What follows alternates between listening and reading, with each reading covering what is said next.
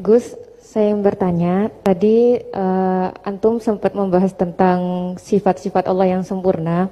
Allah itu boleh nggak disifati sama sifat yang, mohon maaf, kurang baik seperti makar, penipu, atau yang lain? Karena Allah kan sangat sempurna. Dan dia, kebetulan waktu itu dia lagi menyebutkan ayatnya ke saya yang wayamkurullah wayamkuruna gitu. Saya wa makaru wa makarullah wallahu khairul makirin. Nah di situ dan di surat Al-Anfal juga ada ayat yang tentang Allah itu sebaik-baiknya tipu daya gitu, mempunyai tipu daya yang sebaik-baiknya. Nah itu kan menunjukkan kalau Allah itu punya sifat tipu daya.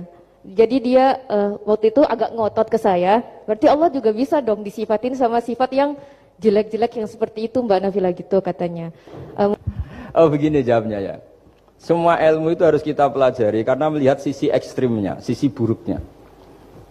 Ya saya ulang lagi ya. Ilmu itu harus Anda pelajari karena melihat sisi ekstrimnya, sisi buruknya kalau kita tidak tahu. Sehingga dengan cara itu kita tahu secara serius. Misalnya nikah sekali gak sah kategorinya zina. Misalnya. Terus, nah ilmu balaghah juga gitu. Di antara ilmu sisi ekstrimnya ilmu balaghah adalah kalau kamu tidak memahami balaghah, maka kamu akan mengatakan Quran ini bohong. Karena kamu tidak tahu tasbih itu apa. Terus misalnya gini, Allah memaklumatkan di Quran bahwa orang kafir itu sumum bukmun umyun. Sumun artinya itu budak, ketuli. Bukmun artinya bisu. Umyun artinya buta. Itu kalau kamu nggak ngerti balaghah, maka faktanya apa? Ternyata orang kafir tidak tuli, tidak bisu, tidak buta. Di antara balaghah itu ada namanya wal ityan bil kalimah lil musyakalah. Jadi mendatangkan kalimat bukan dengan makna semestinya tapi lil musyakalah. Musyakalah itu perimbangan. Wa makaru wa makarawah. Mereka bermakar dengan tipu daya.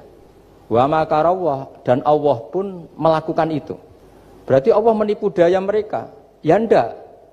Kalau dilakukan orang baik itu namanya kecerdasan.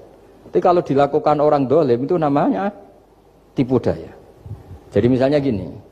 Ada orang bikin alarm supaya maling itu terdeteksi atau pakai CCTV. Itu namanya kecerdasan. Tapi kalau maling pakai CCTV untuk kalau nyolong ngerti pergerakan yang punya rumah. Jadi sama-sama melakukan itu tapi beda. Sama mati juga gitu. Ketika kita pecundang matinya mati sangit gitu. Tapi ketika kita pahlawan matinya mati syahid. Artinya ya sama-sama mati.